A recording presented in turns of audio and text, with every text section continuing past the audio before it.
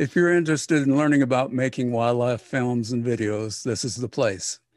Hi, I'm your host, Kirby Flanagan, and my guest today is Jake Willers, TV wildlife presenter for National Geographic, wildlife filmmaker, and film production company owner.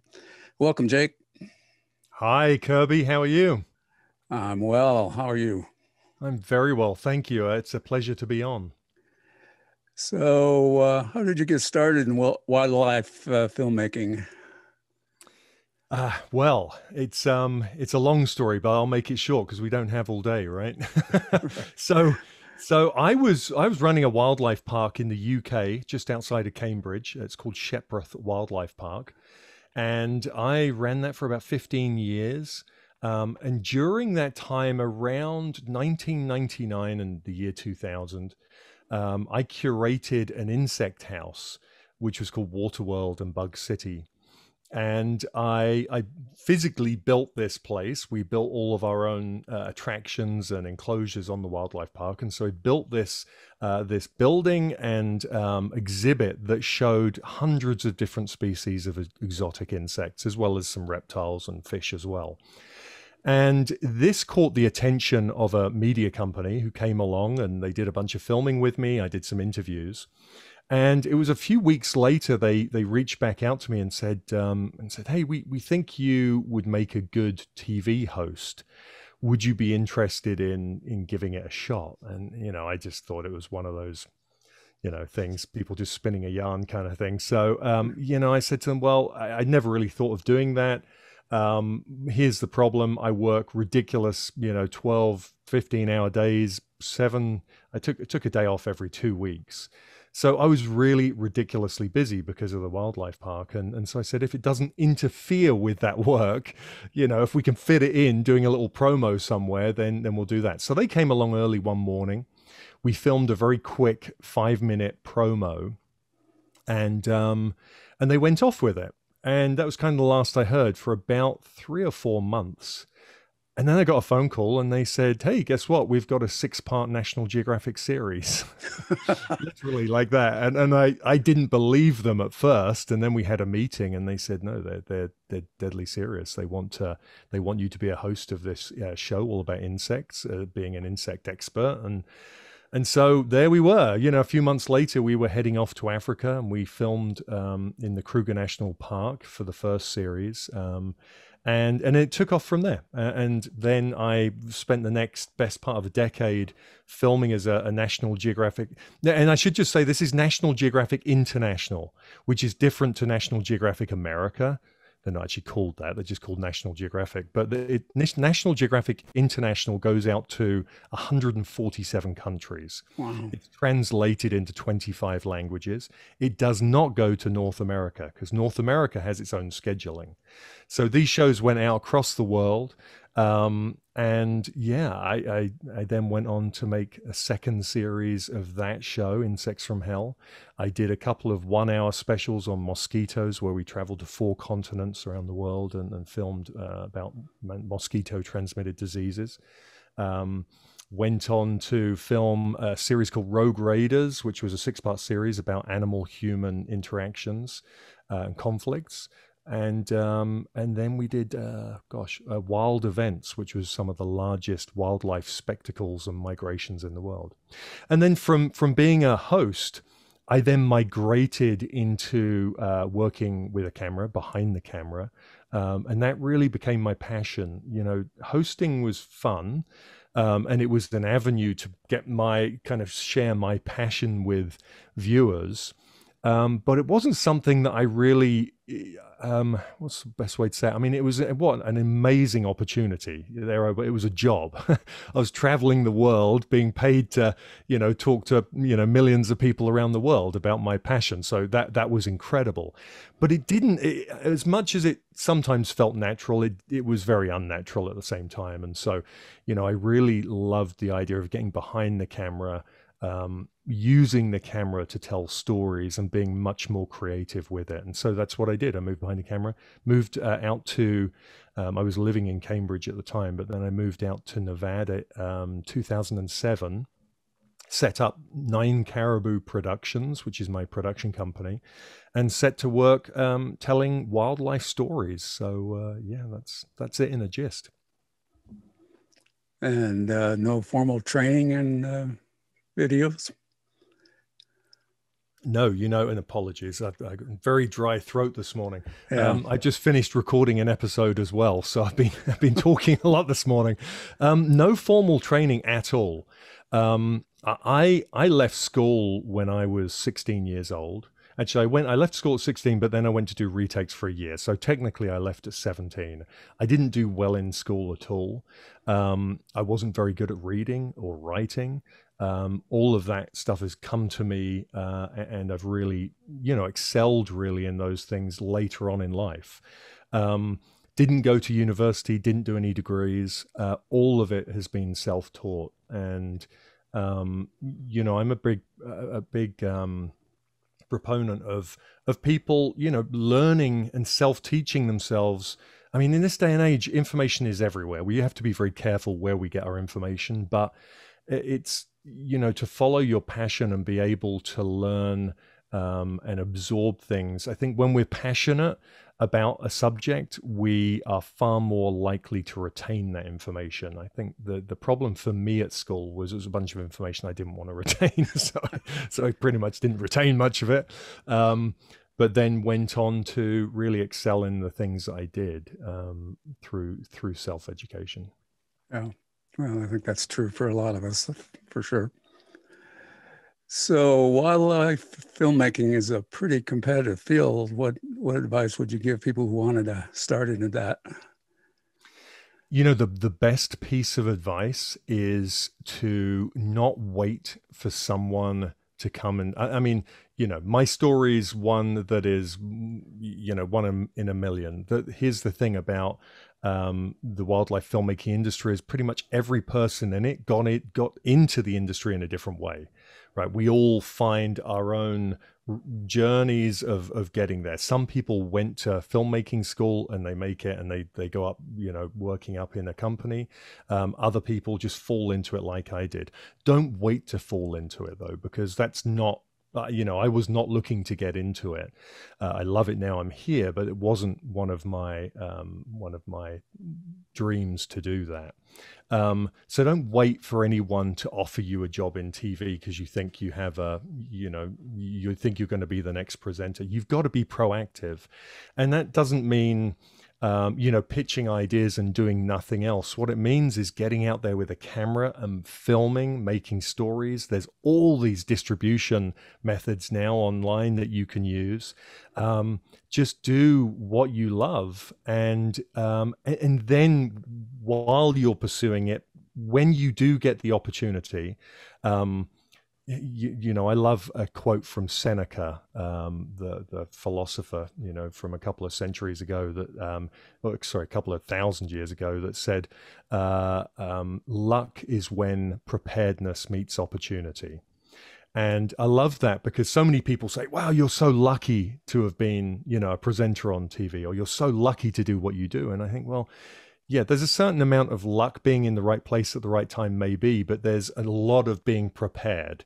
And so when a producer is sitting in front of you at, say, a film festival, and they're looking for the new face of National Geographic, you need to have prepared for that moment. So you need to have put stuff online and have a show reel and really have set yourself up to be able to answer questions and take on that opportunity.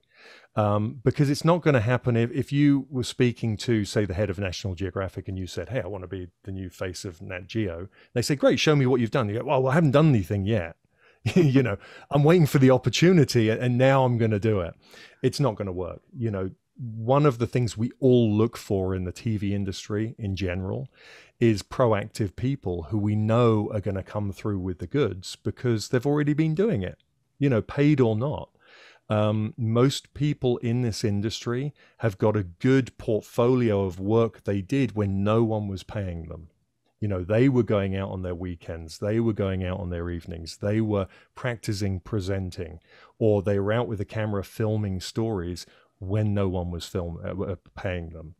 And that's the most important thing, is just do what you love to do, get it out there, put it on YouTube. And in your pursuit of getting there, you know, that will help 100%. And then really go to things like the wildlife film festivals. That's a lot of them these days. Jackson Hole, or it's called Jackson Wild now, being one of the main ones. The International Wildlife Film Festival in Missoula, Montana. Those are some of the main US-based ones, and then probably the largest in the world is the UK's Wild Screen, which takes place in Bristol, UK. Yes, it costs money to go to them, but they're going to be the best networking events you can do. There's, you know, you're speaking to all of the top people in the industry at those events. So, you know, if you're serious, it's definitely worth looking at doing those things. So let's talk about the process of making wildlife films, starting with a short clip from your film, Reconnecting Wild.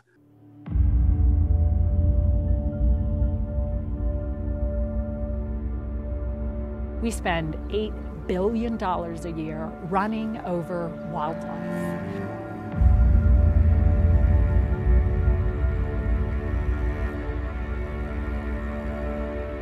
When did this become okay? If you took a fraction of that $8 billion, you take a quarter of it, and you invest it in crossing structures, this problem would be solved in a generation. This has to be one of the most dramatic opening scenes of any video I've seen anyway. Wow, it just really grabs your attention.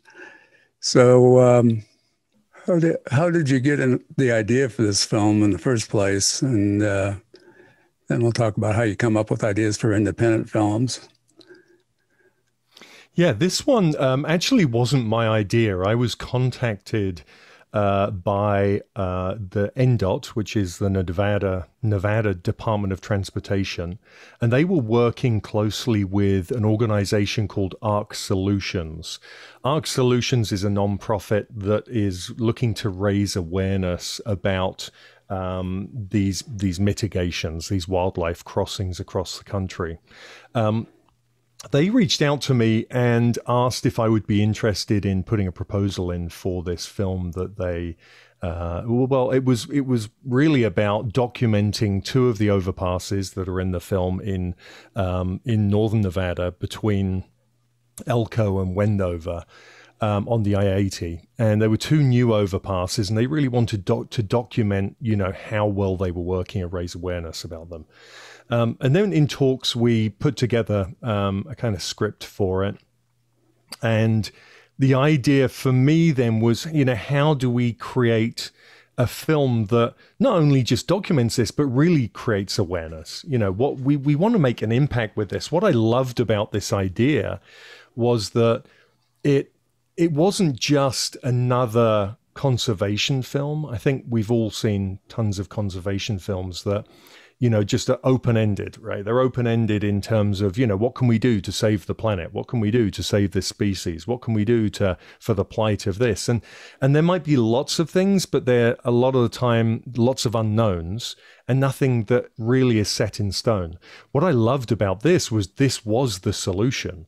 It was the solution to how we solve these road traffic, collisions with wildlife, how we solve the death of many of these large mammals every year and humans, how we save taxpayers money because, the research and the data shows that it's costing the US $8 billion a year in large mammal crashes and conflicts across the country. And so, everything is showing that this is a very viable solution. And so it was a case of, okay, this is great. To me, it's like a closed loop. It's like, here's the problem. Here's, one way of solving it that Nevada have put in place. And this is the outcome, and it's working really well. So I loved that. Then it was, okay, how do we get on the ground and film this? And really, I only had 20 days on the ground over 2 years. So 5 days in spring, 5 days in fall, 5 days in spring, 5 days in fall over 2 years. And then what happened in that first year, before the overpasses were open and any of the fencing was in, I got to see, lots and lots of these deer crossing the road in one spot at the summit on the Pequot mountain range. And that's where I was lucky enough. It's one of those hard things to witness, animals being hit. But when it happened, as a cinematographer, and you're trying to raise awareness about an issue, that is gold, that shot of the collision. In my mind, when I filmed that, it was like, that has to go in, that has to be at the beginning. This is what will make people sit up and pay attention. Because you imagine, the thought of going and filming a collision, how long is it going to take you? It could take years, right? I mean, you could be set out there for days, months, years trying to film something like that. I was lucky enough to be able to get that in just a few days of being out there, a few hours on the side of the road. And when I got it, I very much knew it would go in at the beginning because we needed to create impact for the show, excuse the pun, but we needed that to have the effect it does, which is makes the audience sit up and listen. And I went back to the organizations funding it, and I just said, this needs to go in. And they were a bit apprehensive. And I said, look, if you don't put this in, you're just preaching to the choir, right? I mean, you literally are just telling people about animals are being hit on the road. And we all know that. If I tell you at the beginning of a program, hundreds of animals are being hit on this road every year, you go, okay, that's terrible. I show you it, and you have a visceral reaction to that. Exactly. You emotionally change. It takes your breath away. I was lucky enough.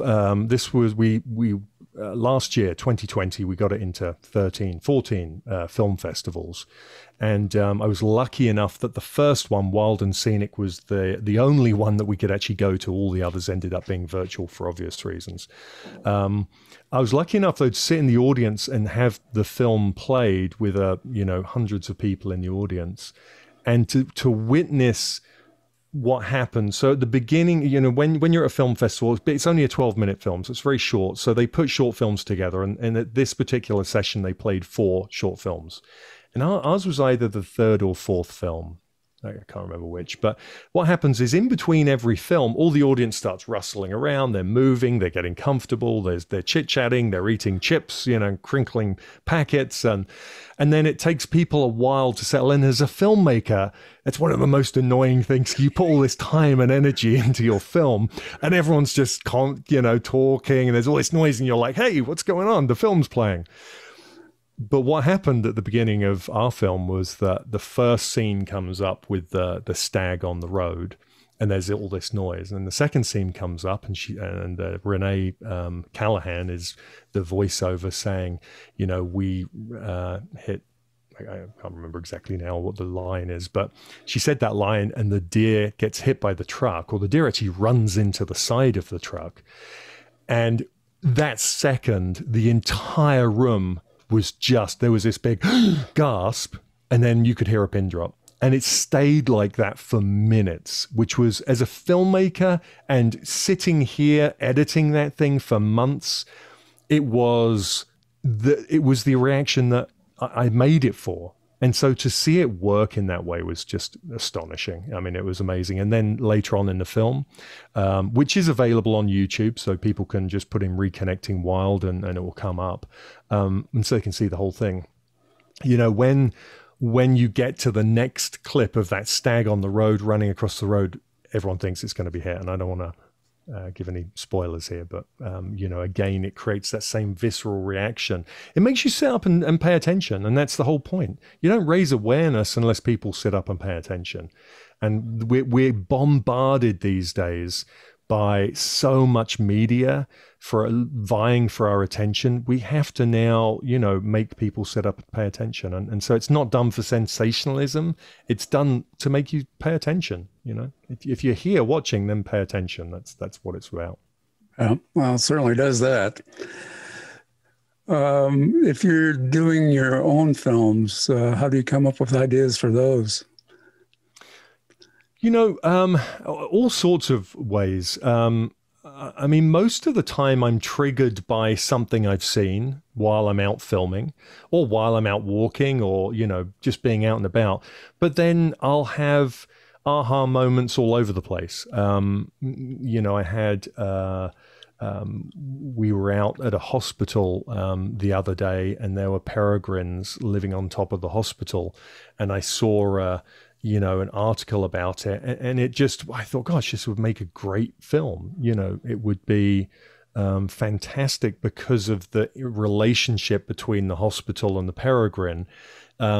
There's a story there, hidden there. It needs to be, found and pulled out. But it can literally be anything. I could be out filming, pelicans, and suddenly, I see a bear and an interaction or something. I think, gosh, that would make a great story.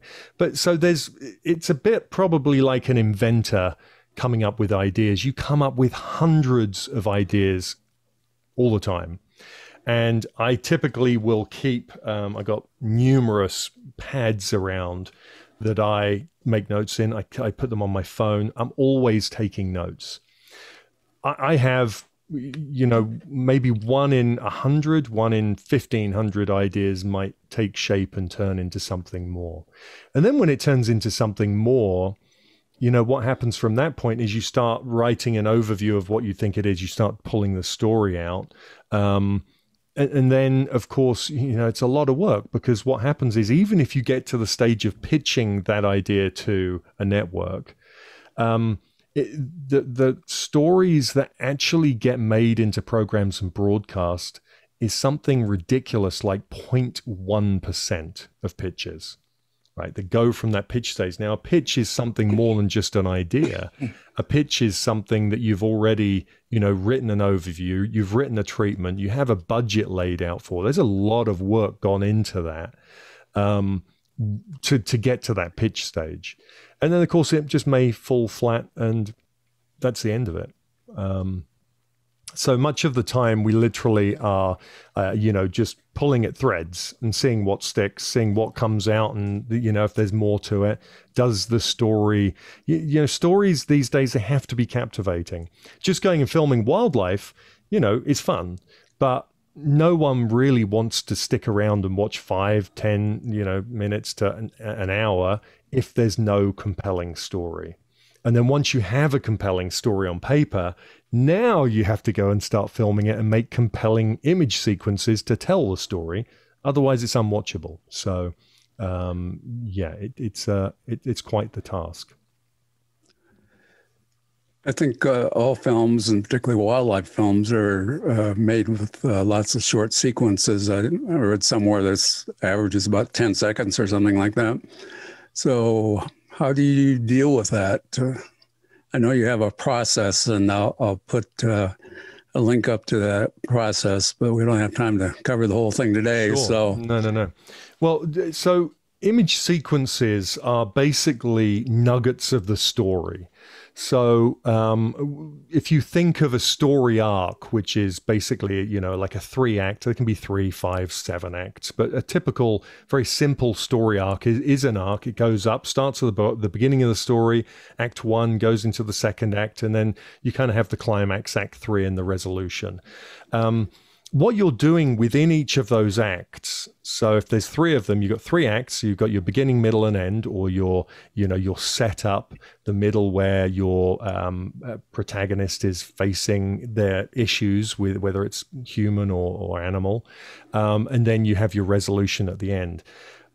What you then do is you break down each of those acts into image sequences. So if, for instance, we're following an animal, and in the first act, we're looking at, say, a fox living in an urban area, and we're setting up the fact that this fox has a hard life living in an urban environment. So we're going to film the fox's life, daily kind of goings on in this urban environment. Then what we have to do is we have to pull out, okay, what can we tease out of that in itself is a little story.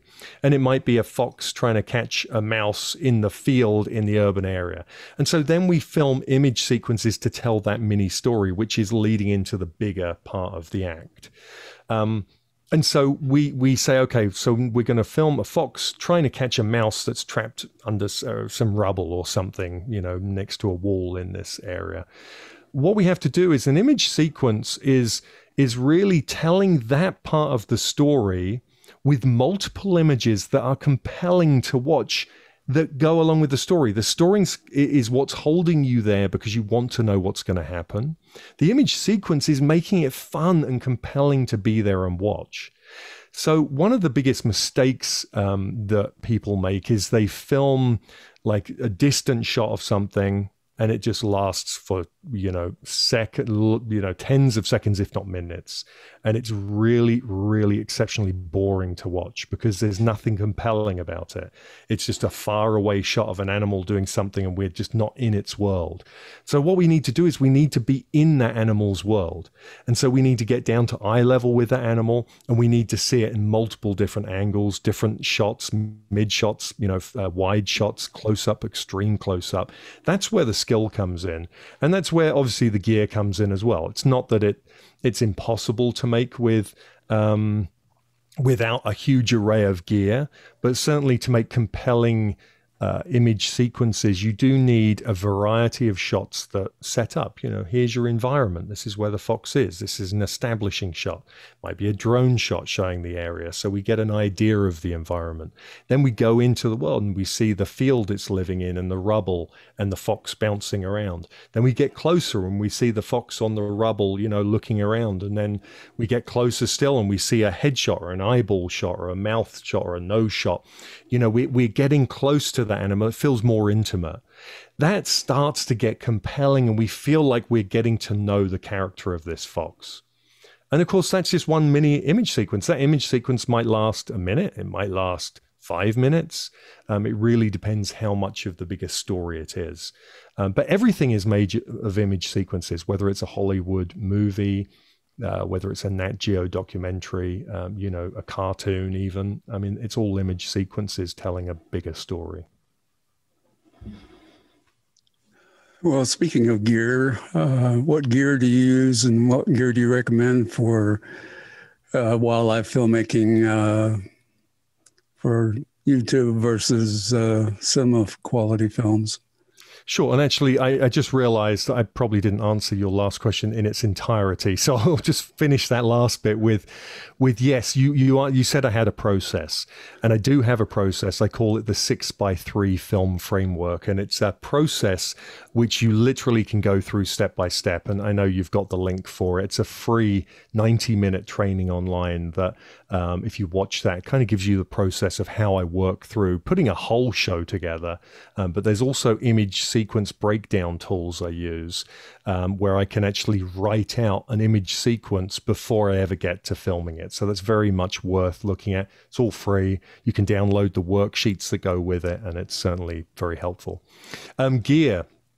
The best gear for filming wildlife documentaries is the gear that you own, right? When you're starting out, people have these grandioso ideas that it has to be filmed on a Red in 8K.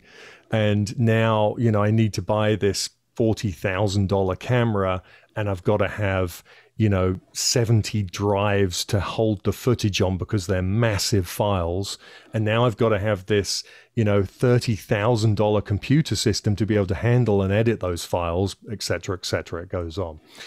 Couldn't be further from the truth. One of the things I'll say right up front is if you don't own equipment and you don't have a budget, then borrow equipment, rent equipment if you can afford it, but borrow equipment, use your phone, start out with something that costs you nothing to do it.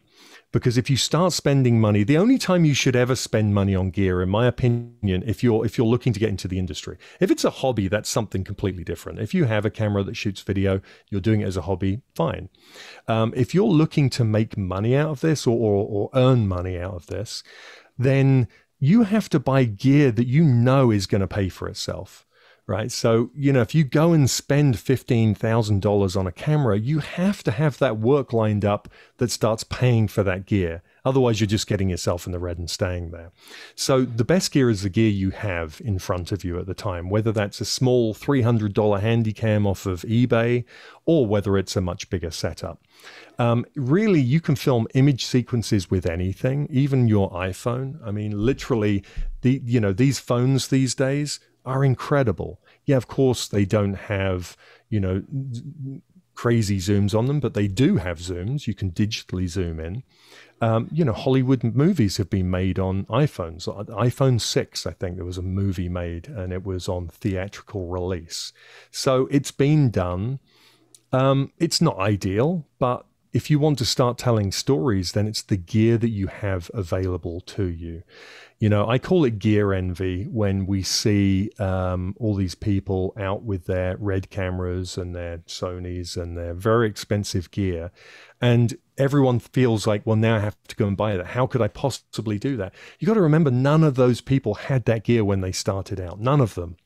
No one started out and went and spent, back in the day, Rick Rosenthal, first episode on my Master Wildlife Filmmaking podcast. The first episode is Rick Rosenthal filmed all of the sailfish, underwater sailfish sequences for Planet Earth and Blue Planet. A multiple Emmy Award-winning cinematographer. When he started out back in the 70s, 80s, he had to spend about $150,000 on camera gear, right? It's like a second mortgage.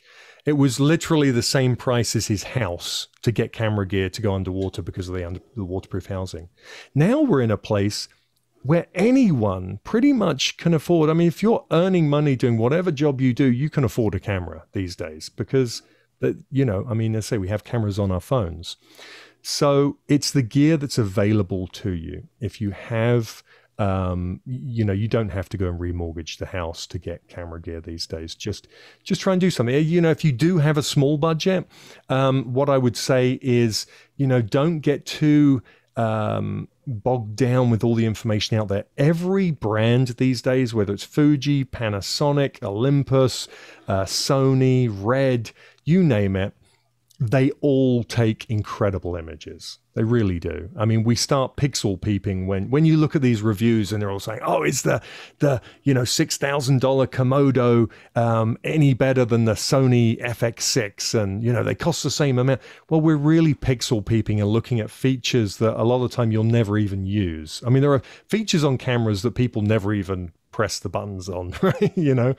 Once you get into a workflow, you have a very specific workflow.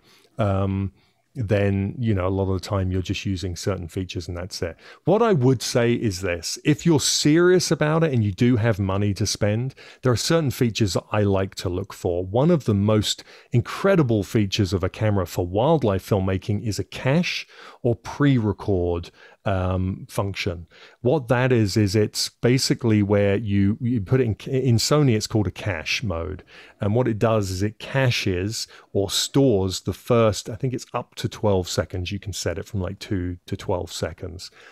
And what it's doing is it's rewriting every 12 seconds, right? So you're not using and filling up your media cards. It's just rewriting 12 seconds in a loop. Why is that handy? Well, if you're sat for 3 hours waiting for a fox to stick its head out of a den, right? And, otherwise you'd be rolling the whole time. Or you would see it come up and then you press record and you've missed it, right? With pre-record, it's recording 12 seconds all the time. So when you see the head come up, you gently press record on the camera and it's recorded the previous 12 seconds. So it actually records the fox's head coming up. That is fantastic if you want to get those kind of shots that are very hard to get otherwise. It tends to be only available on more expensive cameras, anywhere from the 6,000 plus range. I mean, I could be wrong there, but I think most of the time that's where it is. Yeah, so it's called pre-record on some cameras, pre-roll, cache record, that kind of thing. That's a great thing to have. I like built-in ND filters. Obviously most of your listeners are photographers and they're used to putting ND filters on the front of a lens. That can be great, but when you're filming and you're moving around, it's just another thing to have to think about if you have to keep changing those filters out. And sometimes if behavior is happening, you can miss it from having to change filters. So having built-in ND or variable ND filters can be fantastic for speed. And that really depends, say, on the style of filming you're doing. If you've got months to film something, it's not a problem. If you're filming behavior that happens all within a few hours in one day, you don't want to be messing around having to unscrew filters and clean them and do all of that. You just want to be able to change that setting as quick as possible and get the footage. So things like that I find very, very useful when looking for a camera. I personally, I have Sony FS7, which is a 4K cinema camera. I have multiple Sony A7Ss, which are they're a mirrorless camera. I'm sure your listeners are probably aware of those. I use those for night filming because they, hands down, are, other than using thermal or infrared cameras, hands down, they are the best, most sensitive cameras on the market for that price to be able to get night footage. I mean, you can film literally under a street lamp and it's clean, and it will film up to 12,800 ISO and be clean, which is astonishing. There's no other camera that can really do that, other than the hybrids that they're bringing out of it. So, and then multiple point of view cameras, GoPros, things like that. And then, of course, we hire gear for other shoots. So if we need something like a CN20, CN20 is a Canon wildlife lens. It's 50 to 1,000 millimeter. Its price tag is $70,000. We don't own one of those.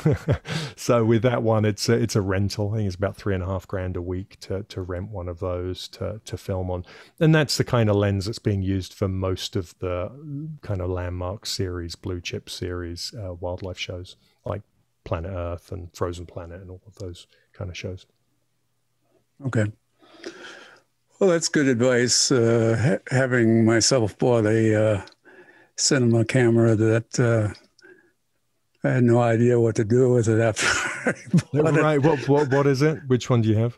Oh, it's I don't remember the number. It's a mid-range Canon. It was about $2,000 when I bought it a couple of years ago, and used it a bit in Yellowstone, and then realized I had no idea what I was doing. Right. So it's been sitting in my camera bag ever since. Sure. Yeah. Yeah. And it can be easy to be overwhelmed with those things because, most of the time, we film, manual settings across the board. That's starting to change now with the advent of all these new tracking autofocus, where it can track the eye of a human. Not so good on animals, but it's getting better. But most of the time, it's really, you've got to understand.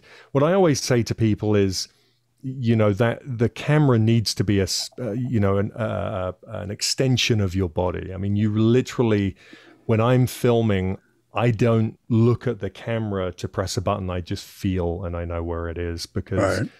you need to be focused on the wildlife and the behavior going on. And if you need to change your ND filter or something, you should know where it is just through practice. If you're spending time, looking away, one, you're moving around, which doesn't help in many situations. And two, it's distracting from, what you're trying to achieve. So, yeah. Yeah. Well, before we go, let's talk a bit about your mentoring program. Who's that for and what services does it provide? How much does it cost? That sort of thing. Sure. Yeah. Well, it's for any aspiring wildlife filmmakers. So anyone looking to get into this industry, whether it's professionally looking to actually break into the industry to become, a director, producer, cinematographer, presenter of wildlife shows with networks, or whether it's just to up your game with your videos, your wildlife videos for YouTube, or, just to take them to a more professional level. So if you're making films and they look amateurish and you want to take them to the next level, it's for you. It's for anyone really. One of the sets of people that we actually market to is photographers who are looking to now transition to video, because although it seems like that would be seamless, it's actually not. Those cameras work in very different ways. And like we spoke about, image sequences are very different when you're telling a story with video than with photographs. And so I set up the Master Wildlife Filmmaking Mentorship Program for people looking to do any number of things within the industry. And I did it because I was being contacted on a regular basis with people asking questions, just like, whether it's gear or whether it's how to put image sequences together or how to improve the quality of their films, how to understand animal behavior, which is so unbelievably important. Animal behavior and understanding that you should spend more time on than the actual gear, because the gear you can pick up in your own time very, very quickly. But unless you can understand your gear inside out. But if you go in the wild and you have no idea about when the behavior is going to happen, then you're wasting your time anyway, because you won't get an image sequence to tell your story. So I set up this program so that I could help people and answer their questions directly every week. So I go live on a Facebook group. It's a private Facebook group for members only. They come on 10 a.m. every Tuesday morning, and that's Pacific time. And I go live, and then people put their questions in. They either put them in up front the week before, and I go straight on and answer them for an hour, or it's live, they come in and answer them. And we've had some, incredible, we have some incredible members. Some have come and gone because they have achieved what they wanted to achieve. We've had one young lady who came on, and she was with us 6 to 8 months, and then she got taken on by the BBC as a researcher by the BBC Natural History Unit, and she now is working full-time with them. We've had other people who have gone on to get their films into wildlife film festivals when they were just starting out, and within the year that it's been going, they've gone from doing nothing to getting into film festivals. So we're having huge success with it. People are really enjoying it. We've got members who have been there over a year. So basically I go live once a week, every week of the year. So we record those, and they all go into the library. So when you sign up, the library is stacked full of it's called office hours. They're stacked full of office hours. So there's probably 70 hours of office hours in there. Now, the reason that's so useful is that most people have the same questions from time to time, depending on where they are on their journey. And much of this information, we have to hear it a lot of times before we really take it in and understand it. And so going back and watching those archives is extremely useful. Because, those questions crop up for all of us. Then on top of that, I do trainings as well, like the 6x3 film framework we were talking about. That's in the library. That's also free, otherwise, so you don't have to be a member to get that. Other trainings about funding projects, how, various ways of how to fund independent films. And all sorts of things, resources as well. And then there's also in the future, we're going to be looking at doing chats with professionals in the field, very much like the podcast, but only available on the mentoring group. Price-wise, it has a price tag of around $49.95 a month. But I'm always doing introductory offers depending on when you come into it. So we can, certainly for your listeners, I would be happy. Our cheapest price to get in is $29 a month. And there's a $1 trial period. So if anyone's interested, they can sign up on the link that you have, or just go to jakewillers.com and there's sign up areas there. And for $1, you can sign up and get the first 7 days for $1. And if you don't, if it's not for you, you can cancel. Otherwise, it starts at $29 and goes on from there. So, and then as I say, it depends on when you get in. If you leave it much longer, it might be $49. But we always do introductory offers at the beginning of the month to try and get new people in at that time. So it's, as far as I'm aware, it is the only mentoring service that I'm aware of for the industry. There are other ways of getting mentored through the film festivals, and that's more of a lottery program. This I very much did because there really is, there's nowhere else other than, you can go on YouTube and you can learn a ton. but you just have to trawl YouTube and Google, for the rest of your life, trying to learn all this stuff, right? What I'm trying to do is I'm trying to put it all together in one kind of seamless online learning environment and also all the members communicate with each other in the Facebook group, which is really valuable as well. We've got people from, gosh, I've forgotten how many countries. We've got people in Sweden, UK, Finland, Australia, US, Germany, other countries. We've got people everywhere, which is really, really nice. And they all communicate. Some people are filming all the time in the Arctic tundra. Some people are filming in deserts. We've got, someone in Las Vegas who's always out in the deserts filming. Everyone's got different environments. And so they talk about these things. And if someone's thinking of going on vacation or going for a filming trip where it's snowy, they can talk to one of those other people. They ask me the questions, but they can also talk to these other members and say, hey, you're in Sweden in the tundra, how do you prepare for that?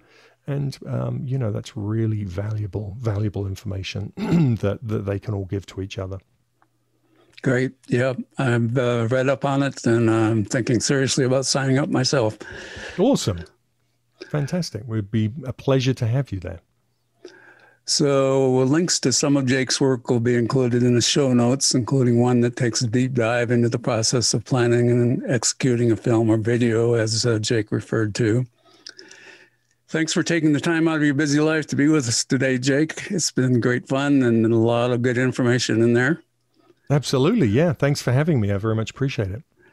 Be sure to tune in on August 15th for an interview with Judy Lemberg, who specializes in Yellowstone wildlife films. Bye for now, and we'll talk soon.